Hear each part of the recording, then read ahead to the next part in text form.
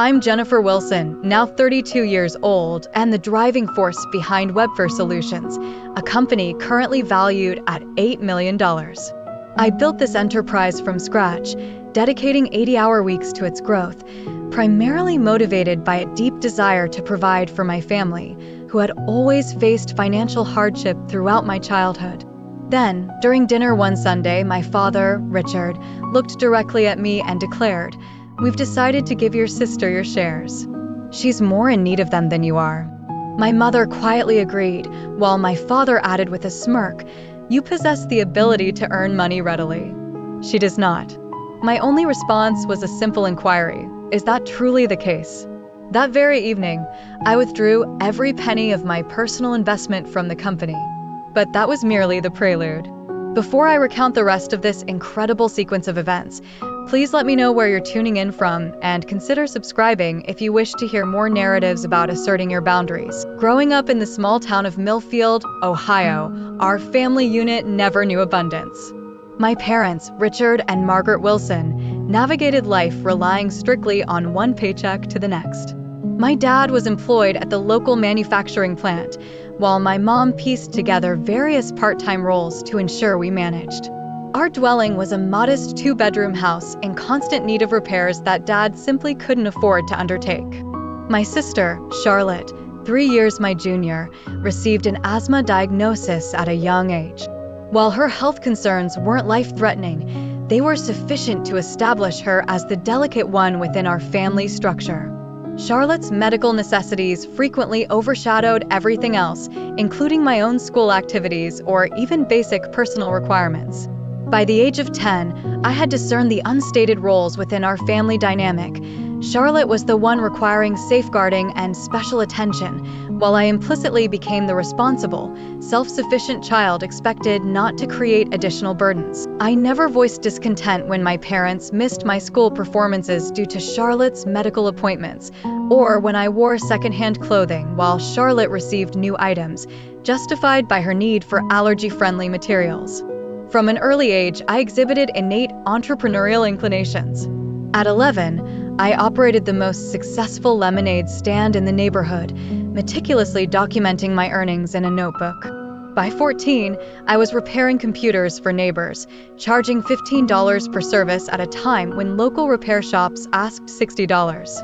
Mr. Peterson, who lived down the street, imparted the fundamentals to me after I expressed interest in his home office setup. He became the closest figure I had to a mentor during those formative adolescent years. "You possess a genuine talent for business, Jenny," he remarked to me one afternoon after I had successfully upgraded his wife's laptop. "Don't ever allow anyone to tell you otherwise." Throughout my high school years, I managed a multitude of part-time jobs, including shelving books at the library, working weekend shifts at the grocery store, and providing math tutoring to younger students. The majority of my earnings went directly into the family's shared fund. When Charlotte needed a new winter coat or Dad's truck required repairs, I quietly contributed my savings. It was never explicitly demanded, yet the expectation was as pervasive as the perpetual layer of dust in our attic. Upon receiving college acceptance notifications, I opted for State University despite being awarded a partial scholarship to Cornell. State was geographically closer to home and more economically feasible, enabling me to continue working and providing support for my family. I pursued a degree in business administration, particularly drawn to the entrepreneurship courses that illuminated potential pathways to creating something entirely new. It was during an introductory entrepreneurship class in my sophomore year that I encountered Ryan Davis. He possessed remarkable skills in software development, but readily admitted to having no understanding of business. We were assigned together for a semester-long project involving the creation of a theoretical business plan, and our complementary strengths resulted in a proposal for a digital marketing platform that earned us the highest grade in the class. "We could actually transform this into a real business, you know," Ryan suggested as we celebrated over coffee. "It's not merely an academic exercise. The market is in need of precisely this kind of solution." My parents remained skeptical regarding my entrepreneurial aspirations. "A secure, steady job with employee benefits is what you truly require," Dad would insist whenever I mentioned startups or venturing into business. Mom would frequently add, "Not everyone achieves significant success, dear. Sometimes it's wiser to simply be practical." Concurrently, Charlotte withdrew from community college after a single semester, claiming it wasn't suited to her interests. She subsequently cycled through a series of retail positions, none lasting longer than a few months. Each instance of her quitting or being terminated prompted my parents to rationalize, explaining that she simply hadn't yet discovered her true calling, or that the manager had unfairly targeted her from the outset. Following my graduation, I received a job offer from a marketing firm based in Chicago. The compensation was adequate to continue contributing to my family's finances while simultaneously establishing my own independent life. However, the entrepreneurial drive that Ryan had helped cultivate within me refused to subside. Our business-related discussions had transitioned from abstract concepts to tangible plans, with Ryan dedicating his free time to developing preliminary software. The evening prior to my scheduled acceptance of the corporate position, Ryan contacted me. "I've just resigned from my job," he declared. "I'm committing completely to our concept. Are you with me or not?" This presented the most challenging decision I had ever faced: security versus inherent risk, predictability versus boundless potential, accepting my preordained family role versus defining my own individual path. "I need some time to consider," I responded to Ryan, my mind already racing with conflicting possibilities and anxieties. That night, sleep evaded me almost entirely. By morning, I had reached my conclusion. I contacted the marketing firm and formally declined their offer. Then I called Ryan. "Let's do this," I confirmed. The initial period was incredibly demanding. Ryan and I subsisted on instant noodles and coffee, working from my cramped apartment with a single desk we shared. We dedicated ourselves to developing our platform through 18-hour workdays, refining the business strategy and creating pitch materials for potential investors. Our very first bank loan application was summarily rejected. The loan officer scarcely reviewed our business plan before dismissing it, stating without even making eye contact, "You lack sufficient collateral and prior experience. Reapply once you've operated your business for a minimum of 2 years." Walking back towards my apartment that day, tears welled up, the first time I had cried since embarking on this endeavor.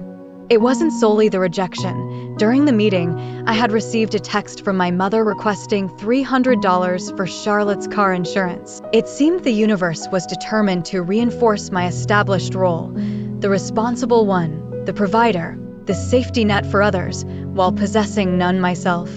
Ryan found me seated on a park bench, clutching the rejection letter. Instead of offering empty words of comfort, he simply sat beside me in silence for several minutes. "We don't require their approval," he eventually stated. "We will discover another path." And somehow, against all logical odds, I believed him. We officially launched WebSphere Solutions from my apartment, utilizing equipment pieced together from our meager savings and credit cards.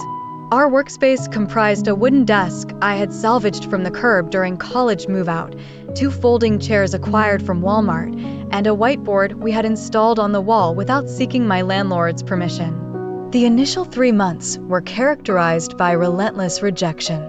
I placed hundreds of cold calls to prospective clients, refining our pitch with each dismissal. Ryan worked tirelessly on the platform, implementing improvements based on feedback from the small handful of individuals willing to engage with us.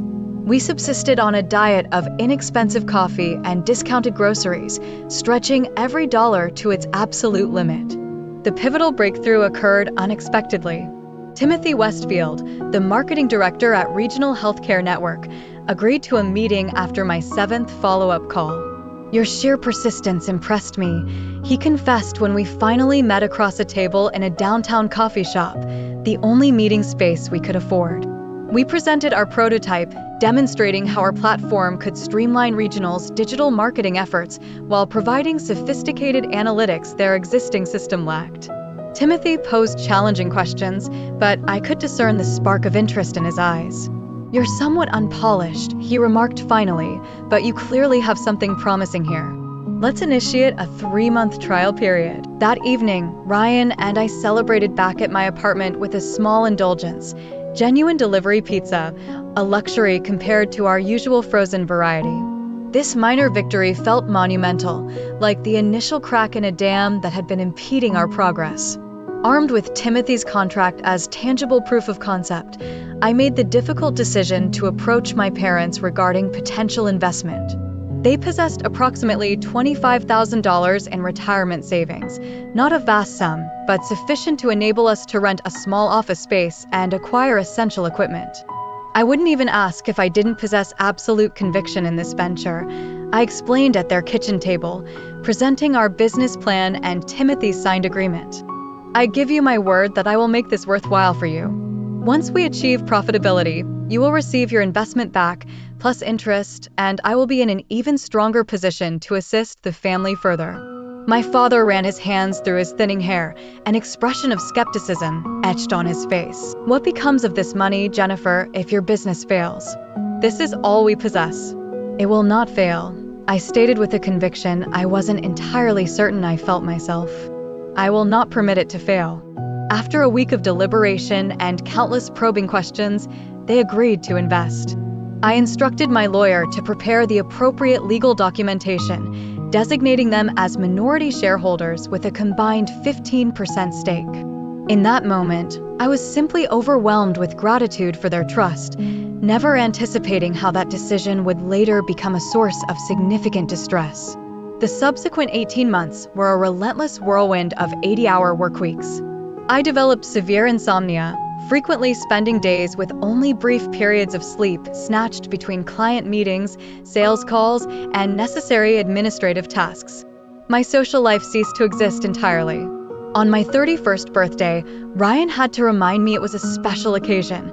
I had completely forgotten in the all-consuming haze of work. When we finally moved into our first dedicated small office space, a modest area situated above a deli in a less expensive part of town, I experienced a newfound sense of legitimacy. Possessing an actual business address as opposed to my apartment made WebSphere Solutions feel more tangibly real than it had before. Hiring our first employee represented another significant milestone, bringing with it a mixture of pride and apprehension. Amanda Thompson joined us as our client services coordinator, managing the expanding administrative workload as we acquired more customers. Signing her first paycheck was a sobering moment. The livelihood of another person now depended on our success.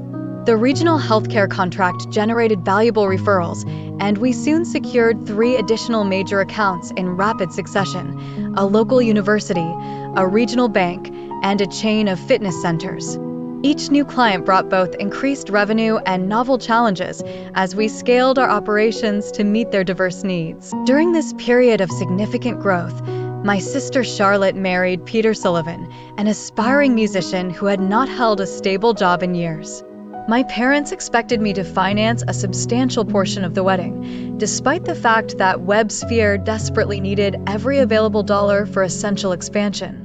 Your sister will only experience this once, my mother insisted when I proposed a more understated celebration. And it's not as though you lack the necessary funds now.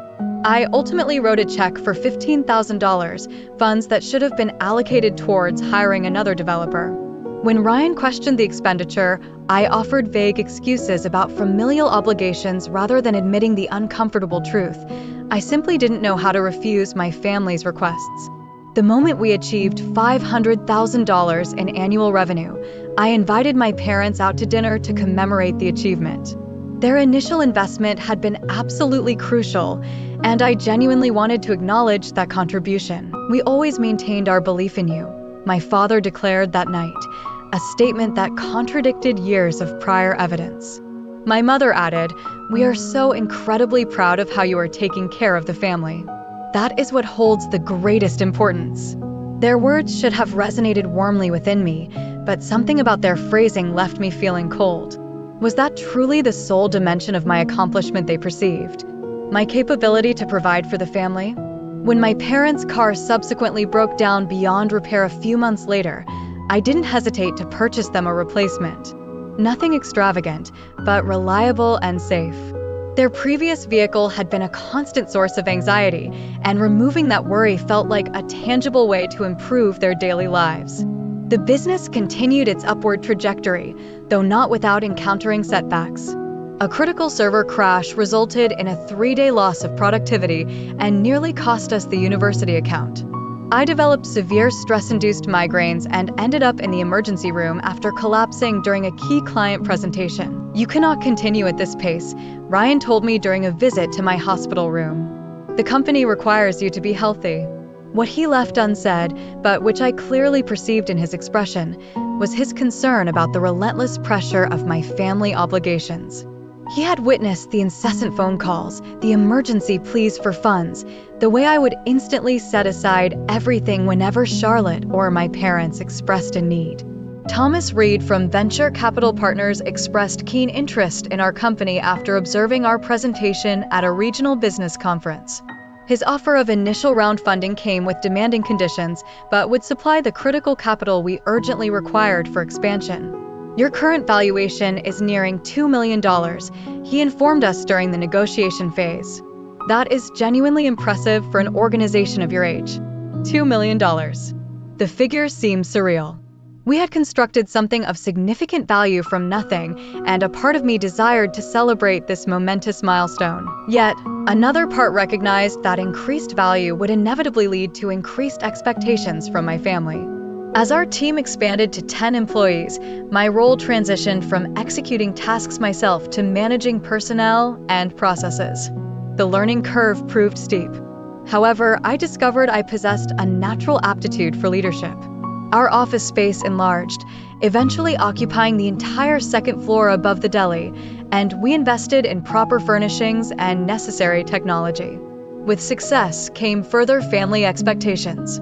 Charlotte's husband, Peter, decided to launch a recording studio business and explicitly expected me to furnish the initial startup capital.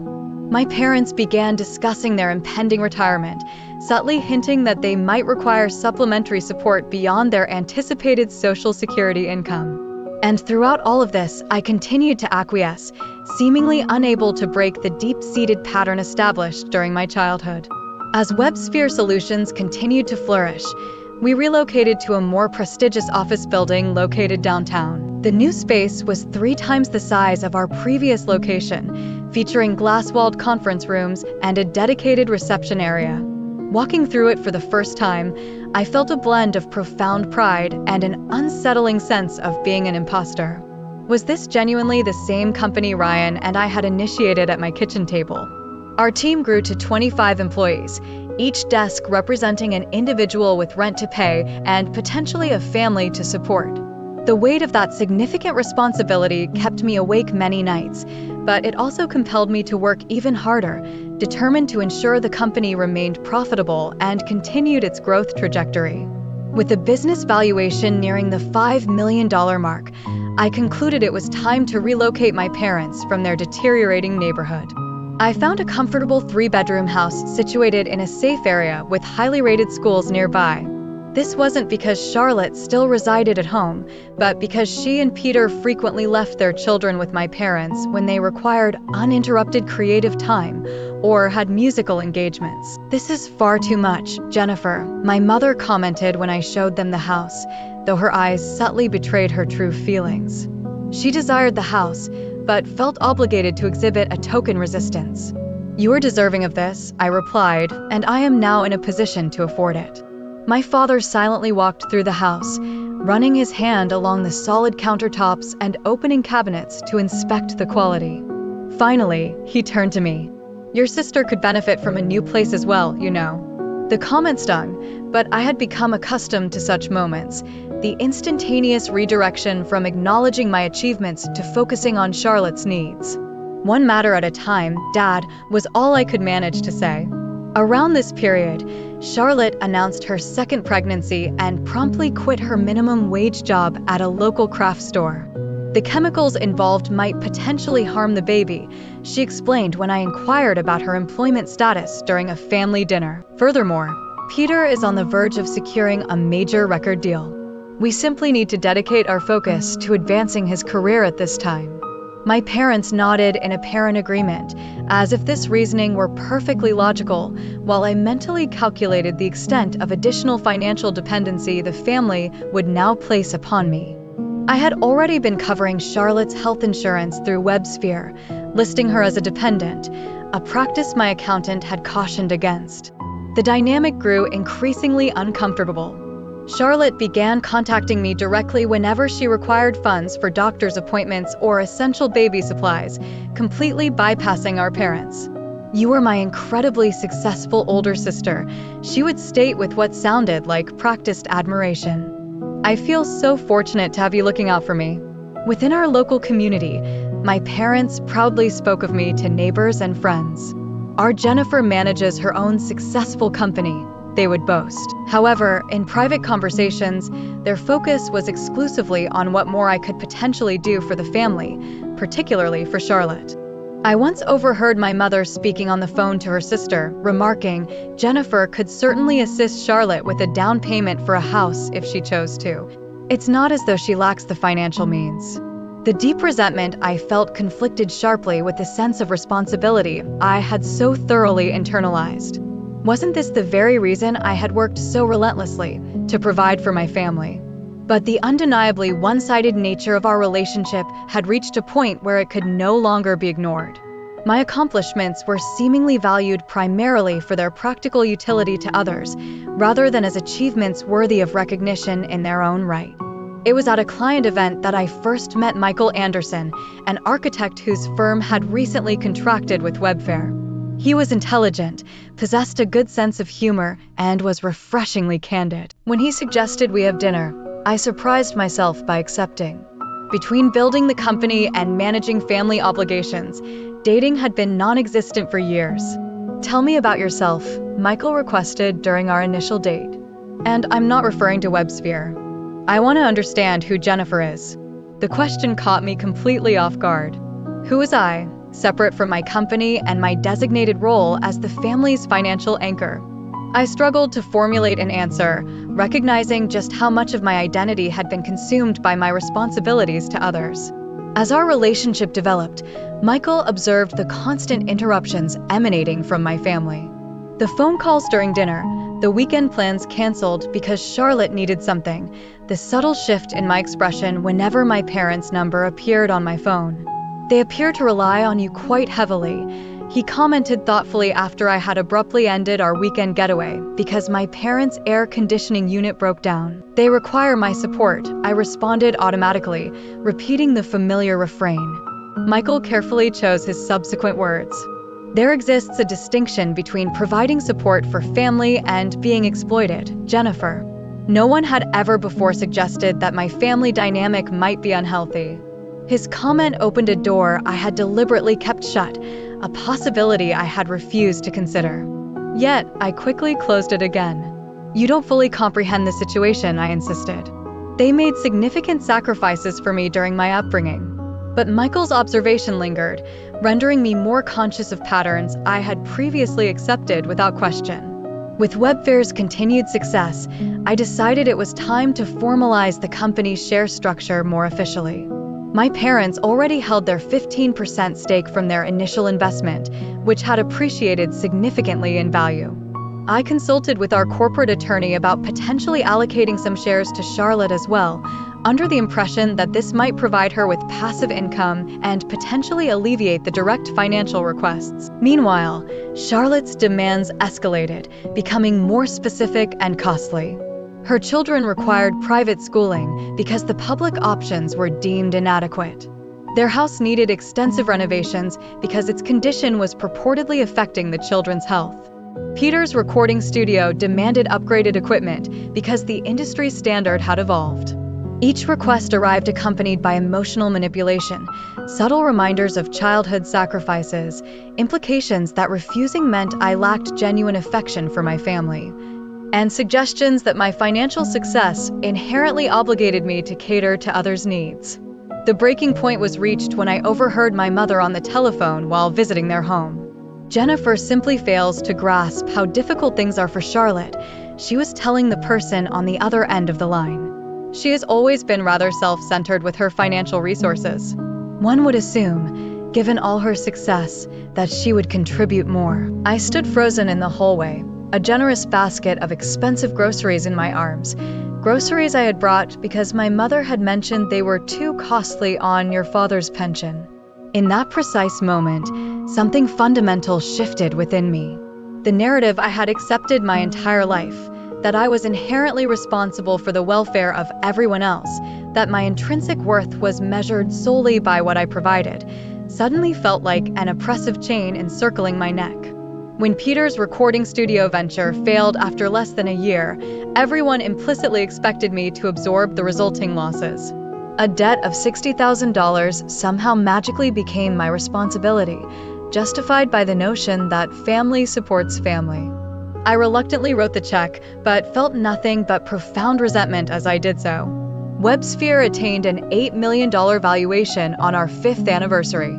Ryan organized a modest celebration at the office, complete with champagne and a cake shaped like our company logo. "We accomplished it," he stated, raising his glass. "From your kitchen table to this moment. I am truly proud of us."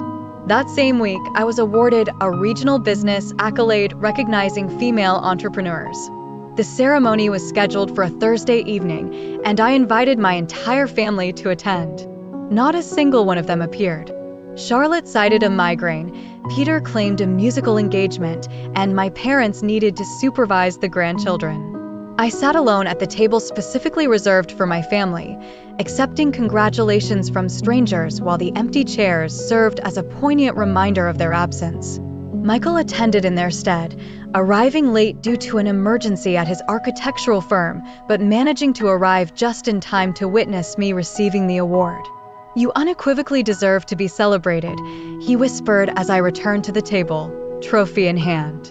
The overt favoritism shown towards Charlotte had become so evident that even my employees began to notice. When my parents visited the office, they spent the majority of their time discussing Charlotte's children and offering justifications for her various occupational setbacks, barely acknowledging the thriving business I had dedicated my life to building.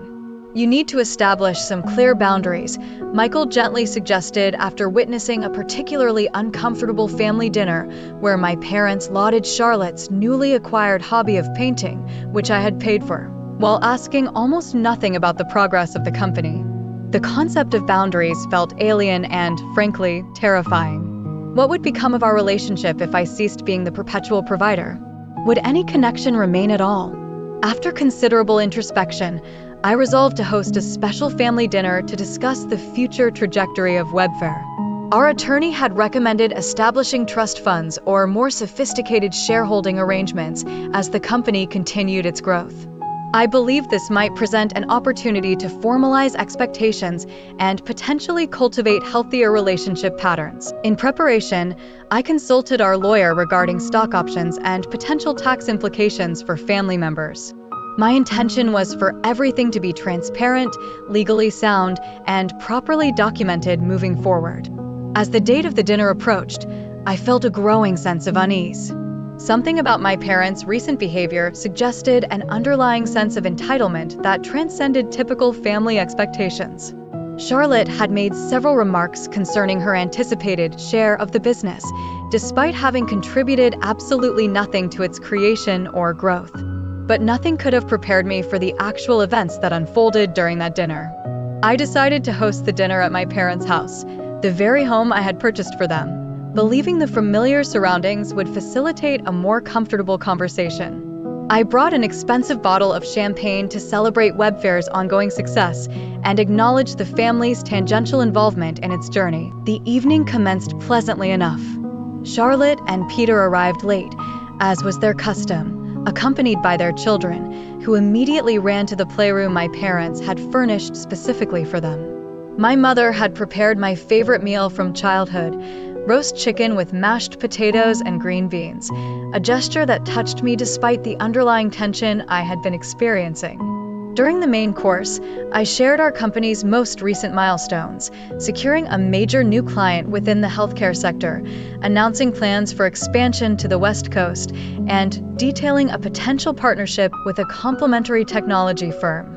Ryan and I had invested months of work into these developments, and I was genuinely enthusiastic about sharing the news with my family.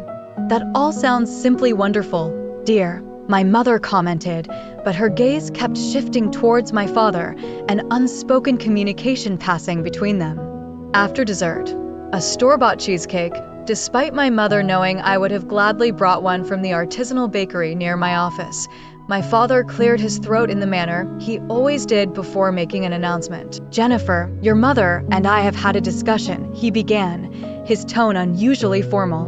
"Regarding the shares in your company."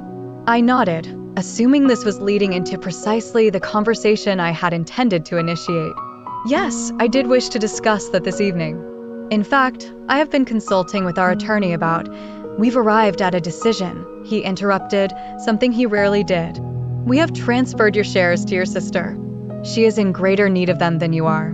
The words initially seemed nonsensical. They hung suspended in the air like an abstract concept I was unable to fully grasp. "What do you mean you've given my shares?" "The 15% that you legally own." My mother reached across the table to pat my hand. "It is for the best, dear. Charlotte has her children to consider, and you are aware that Peter's career is still developing. But those specific shares belong to you," I countered, still attempting to comprehend the situation. "They were intended as part of your retirement plan." My father's expression hardened. "And we retain the right to decide what we do with them. We are transferring them to Charlotte." Charlotte visibly straightened in her chair, a self-satisfied smile playing at the corners of her mouth. There was no discernible trace of gratitude or humility, only the palpable sense of entitlement fulfilled. "You cannot simply transfer shares without proper legal documentation," I explained, my business acumen momentarily overriding my emotional shock. "There are established legal processes, tax implications involved." "Your lawyer has already taken care of it," my father interrupted again. "We contacted him last week." The sense of betrayal cut deeper. My own company attorney had facilitated this without my knowledge. That seemed utterly impossible unless they hadn't actually conferred with him at all. They were attempting a bluff, or worse, had fallen victim to some form of deception. "Which lawyer, precisely?" I inquired, keeping my voice remarkably steady despite the frantic pounding of my heart. "The company one," my father replied vaguely. "Thompson or Thomas or whatever his name is. Thomas Reed was our venture capitalist. Thompson was someone entirely unrelated." They were clearly fabricating the story. But the intention behind the falsehood was as profoundly hurtful as if they had actually succeeded in transferring the shares. "I understand completely," I stated quietly. My father must have misinterpreted my calm demeanor as acceptance, because he added with a dismissive gesture, "You possess the ability to generate additional income, Jennifer. That is your particular talent. Charlotte lacks that ability. She requires security for her future." The implication was unmistakably clear. My worth was solely defined by my capacity to produce income for others. Nothing more. Not my years of unwavering effort, not my significant personal sacrifices, not the decades of providing support for all of them, merely a resource to be tapped, a walking, talking ATM machine. Charlotte finally spoke, her voice dripping with what sounded like syrupy sweetness. "We are so profoundly grateful, Jenny. This will make such a significant difference for the children's college funds." College funds. The children were only 3 and 5 years old. If Charlotte were genuinely receiving shares valued at over $1 million based on the company's current valuation, there would be absolutely no necessity to contemplate college funds at this stage. The financial value would far exceed any potential educational expenses. Her statement unequivocally confirmed my suspicion. None of them genuinely comprehended the actual value or practical function of business shares. In that singular moment, I perceived my family with startling clarity, perhaps for the first time. The realization was simultaneously liberating and excruciatingly painful. Years of being utilized, of experiencing conditional love predicated upon what I could provide, of being valued solely for my utility. It all crystallized into one sharp, painful instant of absolute clarity. "Is that truly the case?" I reiterated, my voice strangely calm. Something in my tone must have alerted my father, as his expression subtly shifted. "Now, do not misconstrue this. We remain a family unit. We are simply attempting to balance things out between you girls." "Balancing things out?" As though my years of consistent financial support, the house they were sitting in, the car parked in their garage, the vacations I had funded, the medical expenses I had covered, as though all of that counted for nothing in their calculation of fairness. "I comprehend perfectly," I stated, rising from my seat. "If you will kindly excuse me, I must depart. I have an early engagement scheduled for tomorrow morning." "But you have not even had coffee yet," my mother protested weakly. "And I thought we might look at those photographs from Charlotte's painting class." "Another time," I said, collecting my purse and the unopened bottle of champagne. "Thank you immensely for the dinner." The drive back to my apartment passed in an emotional blur. I managed to pull into my driveway before the very first tear escaped. And then, it felt as though a dam had burst. I sobbed uncontrollably in my car, a deluge of grief I hadn't experienced since childhood. Great, heaving cries that left me gasping desperately for air. Years of suppressed hurt poured out all at once, not solely from that evening's blatant betrayal, but from an entire lifetime of being valued only for my capacity to give. Around midnight, I contacted Michael. "Are you available to talk?" I inquired when he answered, my voice still rough from crying. "What has happened?" He asked immediately, his concern evident even over the telephone connection. I recounted everything that had transpired, the dinner, the shares, my father's specific words. He listened attentively without interruption, offering support only after I had finished speaking. "Jennifer, I am profoundly sorry," he said finally. "But truthfully, I am not entirely surprised. This pattern has been consistent throughout the time I have known them." "I know," I admitted softly. "I simply was unable to perceive it clearly until tonight." "What course of action do you intend to take?" he asked, the simple question offering something my family had never provided: agency, choice, respect for my own decisions. "I do not wish to merely endure the hurt," I stated, a new and firm resolve beginning to form within me. "I intend to take action." After ending the call, I spent several hours meticulously analyzing every single financial connection between myself and my family. The mortgage on their house remained in my name. The vehicle was registered under my name. Their supplemental health insurance policy was provided through my company benefits, listed with me as the primary policyholder and them as dependents. Charlotte's children's private school tuition payments were automatically debited directly from my personal account on a quarterly basis. I was determined not to engage in any vindictive actions. That was not the person I aspired to be, but I absolutely needed to extricate myself from the parasitic relationship that had become so deeply entrenched. First, I accessed the company account where I maintained my personal investments, kept distinct from operational funds. I withdrew every single penny I had personally contributed beyond the essential working capital. These funds were resources I had initially earmarked for our planned West Coast expansion. The business could undoubtedly survive without immediate expansion, but I required these specific resources now to protect myself financially. Next, I emailed Ryan. Despite the late hour, he responded within minutes. After succinctly explaining the situation, I outlined my proposed initial steps. His reaction was immediate and unwavering in its support. "Whatever assistance you require," he responded, "we will navigate this together. They genuinely cannot access your shares without proper legal documentation. You would have been required to sign authorization." He was correct. Of course, my parents' 15% stake was legally theirs to transfer if they could somehow manage to execute the appropriate legal process, but they held no legitimate claim to my substantial majority stake. Nevertheless, their clear intention was deeply troubling, and I needed to safeguard both the company and myself. As dawn began to break, I felt an unusual sense of calm. The emotional pain persisted, but alongside it, a profound clarity grew within me, a clarity I had never experienced before. For the first time, I saw my relationship with my family for precisely what it was, not the mutually supportive system I had long pretended it to be, but a unilateral flow of financial resources and emotional labor. The critical question now was how to act upon this newfound clarity. My father telephoned precisely at 7:30 the following morning, his voice tense. "Jennifer, there appears to be an issue with the house account.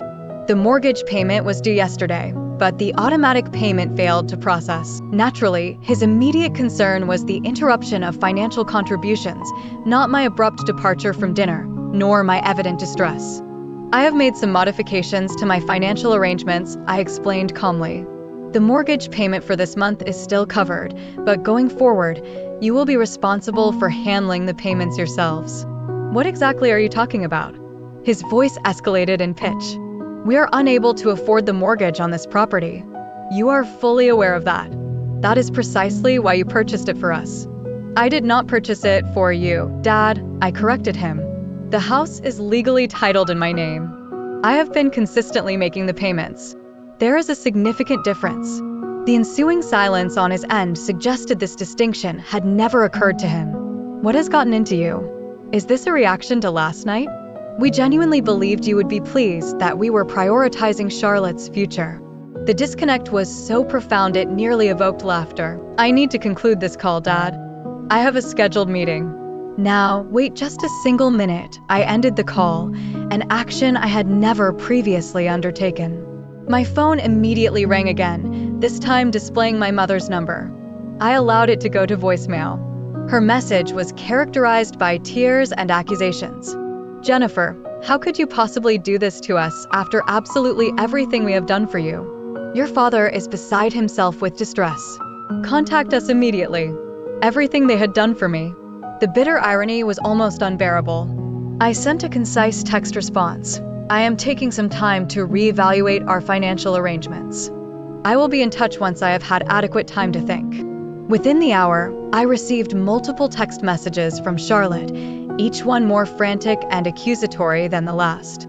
Mom says you are completely cutting us off. What about the children's tuition? Are you genuinely doing this simply because Mom and Dad wish to assist me as well? I genuinely believed you were different. I thought you cared about family.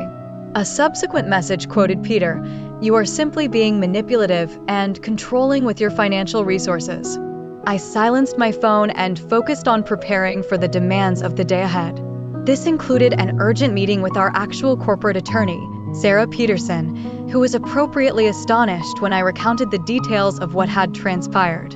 They absolutely cannot transfer shares for which they lack proper legal documentation, she confirmed firmly. However, the fact that they even attempted this is deeply concerning. We must immediately review all company ownership documents and implement additional security measures. Before I could respond, my office phone rang. The receptionist sounded clearly uncomfortable.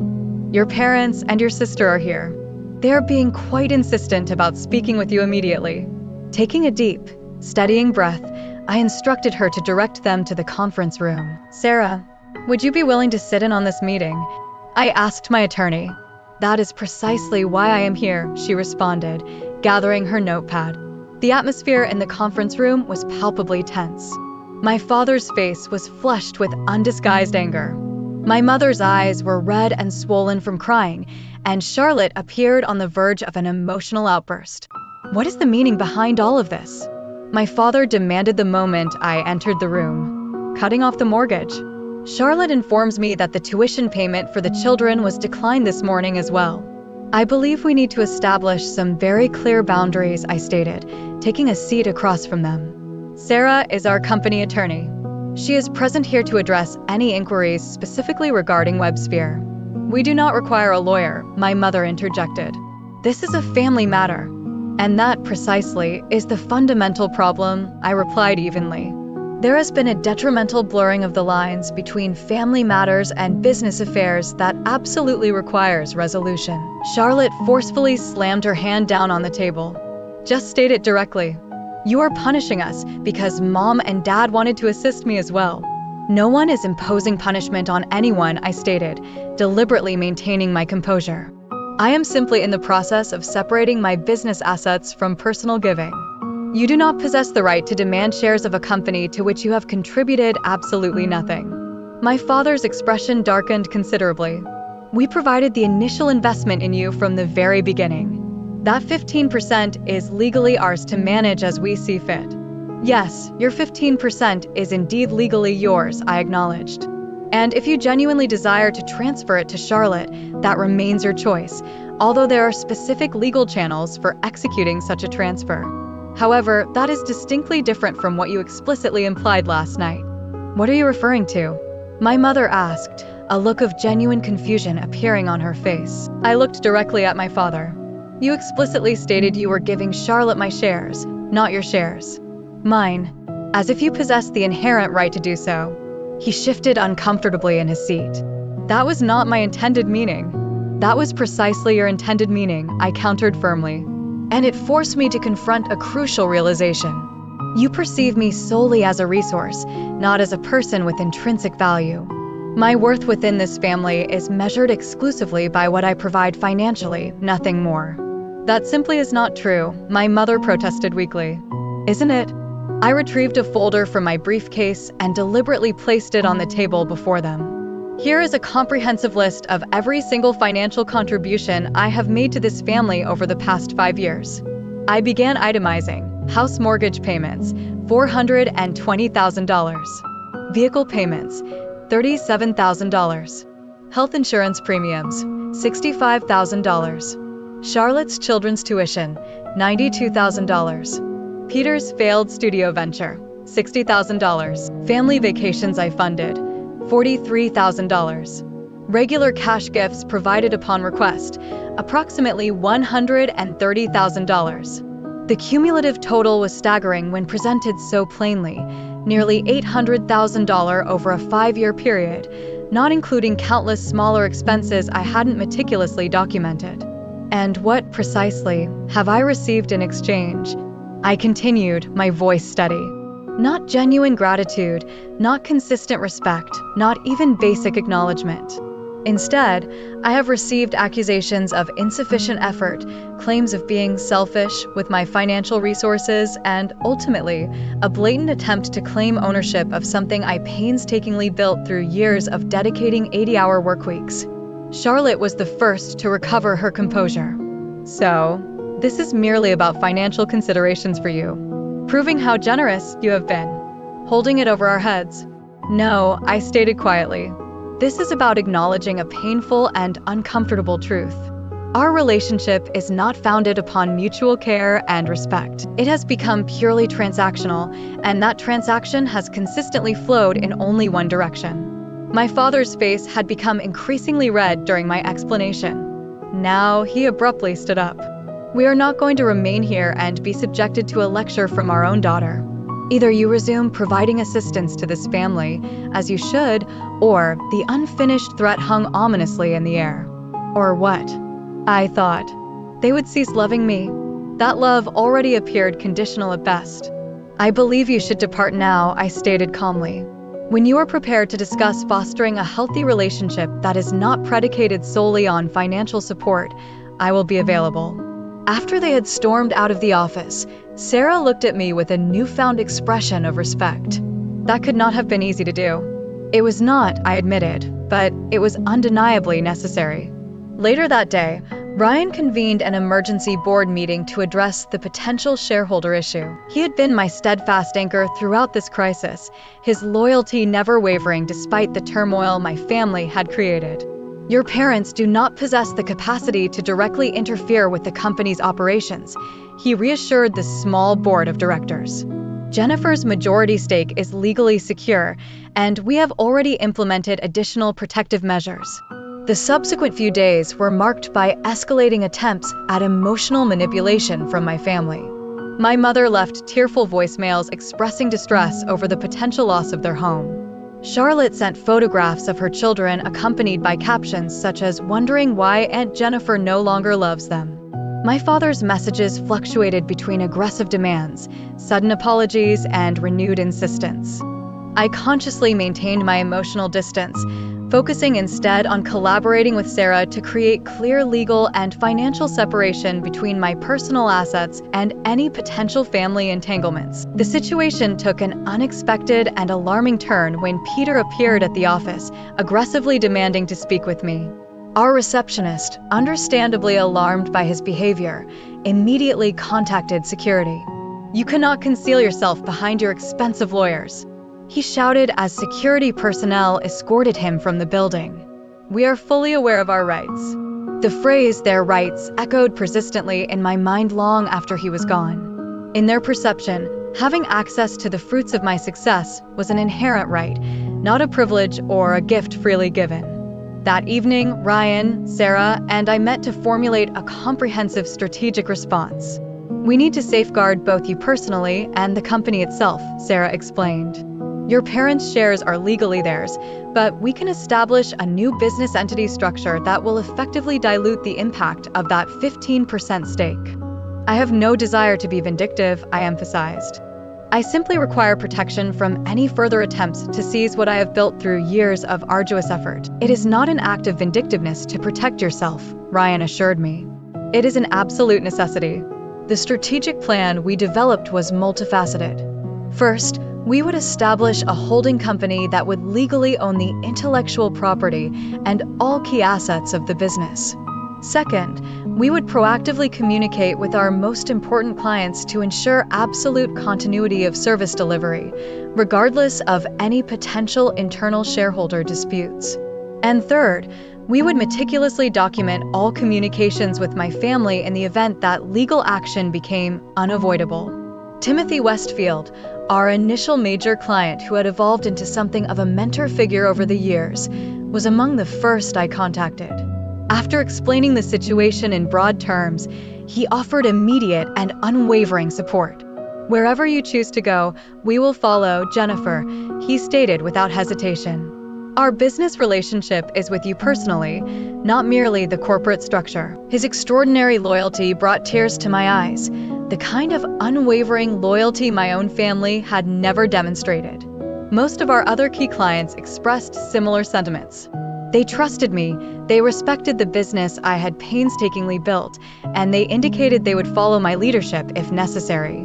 Within a matter of days, we began witnessing the tangible consequences of my family's actions. Lacking my guidance, they had attempted to assert control over critical company decisions based solely on their minority stake. The board of directors easily blocked these efforts, but the internal disruption was undeniably taking a toll on day-to-day operations.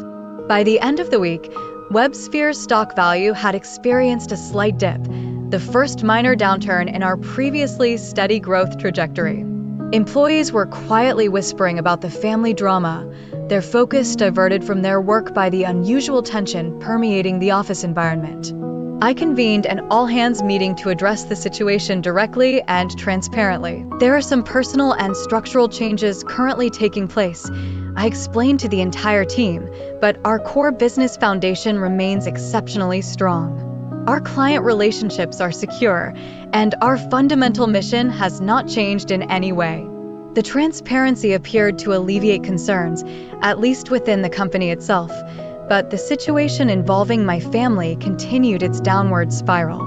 A month after the fateful dinner, Charlotte attempted to assume a leadership role at WebSphere, apparently believing her 15% stake inherently granted her that authority. She arrived at the office unannounced, introducing herself to employees as a part owner and the new creative director. Ryan immediately contacted me. "Charlotte is here," he reported, his voice conveying bewilderment. "She's instructing the design team to change our brand colors.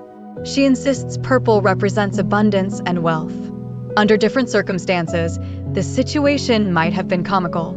Charlotte, whose professional experience consisted of brief, unstable stints in retail and food service, attempting to direct seasoned designers and developers. But the disruption to the workplace was undeniably serious, and I drove directly to the office without delay.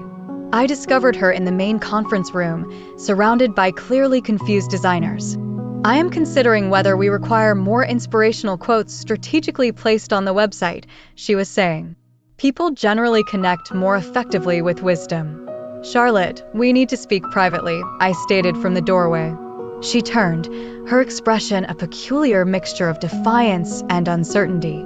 "I am currently in the midst of a crucial creative direction meeting." "No, you're not," I corrected her. "You do not work here." I kept my voice deliberately level but firm. "Please join me in my office immediately." The ensuing conversation was undoubtedly difficult, but absolutely necessary. I explained unequivocally that ownership shares did not confer operational authority, particularly minority shares that had not even been properly transferred yet. I outlined the serious legal ramifications of disrupting a business without proper authorization. And finally, I made it crystal clear that her presence at the office without a specific invitation would not be tolerated again. "You simply cannot tolerate the possibility that I might possess something of my own," she accused, tears beginning to well in her eyes. "You have always felt the compelling need to be the singularly successful one." The bitter irony of her statement was almost unbearable. "Charlotte," I responded, my voice laced with weary patience, "I have dedicated years of my life to assisting you in acquiring something of your own. I financed your wedding, your house renovations, Peter's studio equipment, your children's education expenses. I have never begrudged you anything until you made the calculated attempt to claim credit for something you did not build in any way. Mom and Dad explicitly stated that the shares would enable me to become a part of the company," she insisted stubbornly. "Did they explain what actual shares entail?" I asked. "What significant responsibilities accompany ownership? What the precise legal implications are?" Her blank expression served as the answer. My parents had dangled the prospect of ownership in my company without possessing any real understanding of it themselves, utilizing it as yet another manipulative tactic to extract financial resources for Charlotte, with complete disregard for my welfare or the business I had so diligently built. After Charlotte finally departed, Ryan suggested we accelerate the implementation of our protection plan. "This situation is rapidly becoming unmanageable," he stated. "We must legally secure the company immediately." He was undeniably correct. Within days, we had successfully established a new corporate structure that effectively shielded the company's core assets and operational functions. My parents' shares in the original entity remained legally intact, but they had been strategically diluted within the framework of the new structure. The reactions from my family were entirely predictable. My father telephoned, expressing outrage about corporate trickery. My mother tearfully pleaded that they were just trying to help Charlotte. Charlotte herself vacillated wildly between angry accusations and tearful attempts at superficial reconciliation, depending on which approach she believed might prove more effective in manipulating me. For the first time in my life, I held firm against the tidal wave of emotional manipulation. Each call, each text message, each demand only served to reinforce the undeniable correctness of my decision to establish and maintain these crucial boundaries. Thanksgiving arrived during this tumultuous period. Traditionally, I would have either hosted the family dinner at my home or joined them at their house, the house I had purchased for them. This year, I accepted Michael's invitation to join his family instead. The contrast was incredibly illuminating. Michael's parents inquired about my business ventures with genuine interest, not merely to calculate what financial contributions I might be able to provide. His siblings openly shared both their successes and their failures without any hint of judgment or competitive undertones. When I offered to assist in clearing the table after dinner, Michael's mother thanked me sincerely, rather than treating it as an expected service. "Is family dynamic always like this for you?" I asked Michael as we drove home that evening. "Like what?" he responded. "Supportive, genuinely interested in each other as individual people, not merely as financial resources." He glanced at me quickly before returning his gaze to the road. "That is what family is supposed to be, Jennifer. Mutual support, not one-way extraction." Meanwhile, WebSphere was undeniably struggling under the direction of my parents and Charlotte. Without my leadership and guidance, they were making increasingly desperate and ill-conceived decisions. Clients were departing, talented employees were seeking opportunities elsewhere, and the company's value was rapidly depreciating. The 15% stake my parents had fought so intensely to control was worth less and less each passing month as the company's valuation plummeted. News eventually reached me that WebSphere was actively seeking a buyer, any buyer, in a desperate attempt to salvage what little remained before complete bankruptcy became the inevitable outcome. I felt no sense of satisfaction in this outcome, only a deep sadness for what the company could have become if unchecked greed and entitlement had not systematically destroyed something potentially valuable. The employees who had remained at WebSphere deserved a better fate than becoming casualties of my family's harmful actions. Through intermediaries, I discreetly helped facilitate a modest acquisition that successfully preserved those remaining jobs while effectively extracting the business from my family's detrimental control. They received some level of compensation for their shares, significantly less than the original peak value, but still something to show for the company's eventual sale. As for my own journey, I had discovered something far more profoundly valuable than mere financial success: the exhilarating freedom to define my own inherent worth, entirely separate from what I could provide to others. 1 year following the family dinner that irrevocably changed everything, Phoenix Digital Solutions reached a valuation of $12 million, a remarkable 50% higher than WebSphere's former peak valuation. Our team had expanded to 40 dedicated employees, all of whom were passionately committed to the positive company culture we had cultivated around innovation, mutual respect, and a healthy work-life balance. Webfare, in contrast, had been sold to a significantly larger technology conglomerate for a mere fraction of its previous worth. The employees had successfully transitioned to the acquiring company, but my family had received only a modest payout for their shares, sufficient to maintain their existing lifestyle for a temporary period, but nowhere near the significant windfall they had clearly anticipated when attempting their takeover. I decided it was time for a different kind of meeting with my parents. I suggested coffee at a neutral location, a cafe situated downtown, neither their home nor my office. To my surprise, they agreed quite readily, perhaps harboring a quiet hope for a reconciliation that might somehow restore their prior financial comfort. Charlotte was conspicuously absent, having declined my invitation with a curt message: "Nothing to discuss unless you are finally prepared to help the family again." My parents arrived looking noticeably older than I had remembered. My father's typically confident posture seemed diminished, and my mother's usual nervous energy appeared more pronounced than before.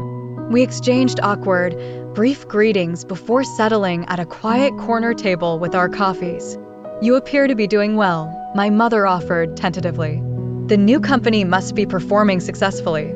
"Phoenix is indeed thriving," I confirmed. "We recently expanded our operations to include clients in Europe." "That is commendable," my father said, clearly uncomfortable with casual conversation when the larger, unresolved issues loomed palpably between us. "Look, Jennifer, regarding everything that occurred." He paused, allowing him the space to continue. This was his crucial opportunity to acknowledge the significant harm that had been inflicted, to assume responsibility for the profound betrayal that had fractured our family dynamic. "We may have acted somewhat impulsively," he finally conceded, focusing intently on his coffee cup rather than meeting my eyes. "The situation concerning the shares became somewhat unmanageable. We wish we could simply return to how things were previously." Not an apology, not even a basic acknowledgement of the fundamental underlying problem. Merely a passive wish to revert to the former arrangement where I was the constant provider and they were the recipients. "Things cannot simply revert to how they were before," I stated gently but firmly. That particular relationship dynamic was unhealthy for every one of us involved. "So, you are simply abandoning your family?" My mother's words carried the familiar, sharp sting of guilt manipulation. "After absolutely everything we did for you during your formative years." I took a deep, steadying breath, grounding myself before responding. "I am not abandoning anyone," I clarified. "I am establishing necessary boundaries that should have been firmly in place a very long time ago." There is a fundamental distinction between providing loving support for family members and actively enabling harmful, entitled patterns of behavior. "We simply wanted to assist Charlotte," my father insisted stubbornly. "She requires a greater level of assistance than you do." That observation may well be accurate, I acknowledged. But deliberately taking from me without even requesting permission, particularly something I dedicated years of sacrifice to build, was not truly assisting Charlotte. It was causing irreparable harm to our relationship and, perhaps more significantly, teaching her that a sense of entitlement is an acceptable path forward. We engaged in conversation for nearly 2 hours, exploring ground we had never previously dared to tread.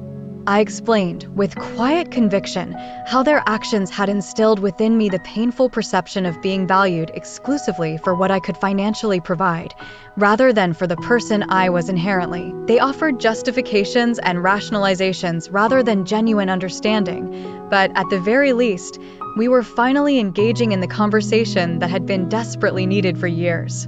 I want you to be aware that, despite everything that has transpired, I arranged for you both to receive a portion of the WebSphere sale proceeds. I informed them as our meeting drew to a close. It has been deposited into your account. Not because I believe I owe it to you in any way, but because I have consciously chosen to share it with you. The deliberate distinction was crucial. A gift freely given, not an obligation begrudgingly fulfilled. Their expressions of surprise suggested they had not anticipated receiving even this much after the events that had unfolded. My relationship with Michael deepened considerably throughout this intensely challenging year.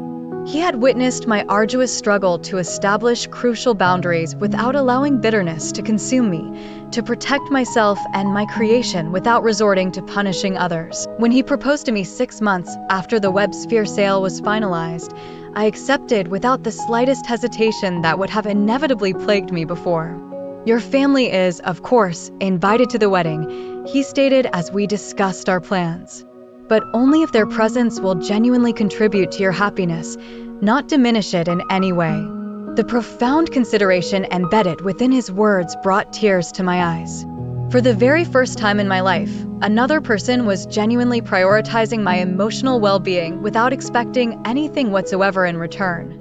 My journey towards personal healing involved multiple synergistic approaches. Weekly therapy sessions helped me identify and confront the deeply ingrained beliefs about my self-worth being inextricably linked to my capacity for provision and self-sacrifice, patterns that had defined my existence for decades. Meditation and yoga provided me with practical tools to manage the anxiety that often arose when interactions with my family inevitably triggered old, deeply entrenched patterns. Perhaps most importantly, I actively cultivated a supportive community of friends and professional colleagues who consistently demonstrated what healthy, reciprocal relationships truly resembled. I discovered an unexpected sense of purpose in mentoring other female entrepreneurs, particularly those navigating similar challenges involving family expectations while striving to build their own businesses. Their stories frequently mirrored aspects of my own experiences, and sharing my journey enabled them to establish healthier boundaries proactively from the outset. You possess the ability to genuinely love your family without sacrificing your own inherent well-being, I would tell them. In fact, establishing healthy, clear boundaries often leads to significantly healthier, more authentic relationships in the long term. 6 weeks prior to my wedding day, I extended an invitation to my entire family for dinner: my parents, Charlotte, Peter, and their children. The event was, in a sense, a test, an opportunity to ascertain whether our newly established boundaries could genuinely support a modified form of relationship. To my genuine surprise, Charlotte arrived without Peter, her demeanor noticeably more subdued than I remembered it. He is no longer actively in the picture, she explained briefly when I inquired about his absence. The children seemed genuinely pleased to see me, although they had visibly grown considerably in the intervening months since our last encounter. Dinner proceeded with a strange, new dynamic. My parents were conspicuously careful with their words, meticulously avoiding any direct requests for financial assistance. Charlotte mentioned that she was actively searching for employment, something she hadn't done in years. When the check arrived, no one instinctively assumed that I would cover it. A small, yet incredibly significant, shift. I am in the process of obtaining my teaching certificate, Charlotte stated as dessert was served. The local community college offers a program that conveniently accommodates the children's schedules. That is truly wonderful news, I replied, genuinely pleased by this positive development. Teaching would undoubtedly suit you very well. A flicker of something, perhaps pride or maybe a quiet determination, crossed her face. I recognized the necessity of being able to support myself, she admitted softly. Recent events have certainly made that abundantly clear. It was neither a full apology nor a complete acknowledgement of her specific role in the events that had transpired, but it undeniably represented movement in a healthier, more self-reliant direction. I consciously chose to acknowledge the positive step rather than dwelling on past injuries or grievances. The gathering concluded without drama or the infliction of new emotional wounds, a modest success, particularly when measured against the backdrop of our family's complex history. As they prepared to depart, my father awkwardly mentioned my upcoming wedding. "We received the invitation," he stated, his tone hesitant. "We would like very much to attend, if that is still acceptable." "I would genuinely like that," I replied simply. In the car on the drive home afterward, Michael inquired about how I felt about the evening. "Hopeful," I responded after a moment of thoughtful consideration. Not necessarily for the attainment of a perfect relationship or complete mutual understanding, but for the possibility of something significantly healthier than what we possessed before. They are making an effort in their own limited capacity. Building Phoenix had undoubtedly provided me with invaluable knowledge regarding business strategy and effective leadership. But the process of rebuilding my own fractured sense of self-worth ultimately proved to be the far more crucial and transformative education. I learned, unequivocally, that genuine love should never arrive accompanied by itemized invoices, that the act of helping others is beautiful and fulfilling when it is a freely chosen gesture, but becomes toxic and damaging when it is a relentless demand. That true family connection is founded upon mutual support and reciprocal care, not upon unilateral extraction. Most importantly, I discovered the profound and liberating truth that my intrinsic value exists entirely independently of what I possess the capacity to provide to others, a truth so self-evident to some, yet absolutely revolutionary for individuals like myself who were raised to assume the role of relentless caretakers at our own personal expense. Today, Phoenix continues its impressive growth trajectory.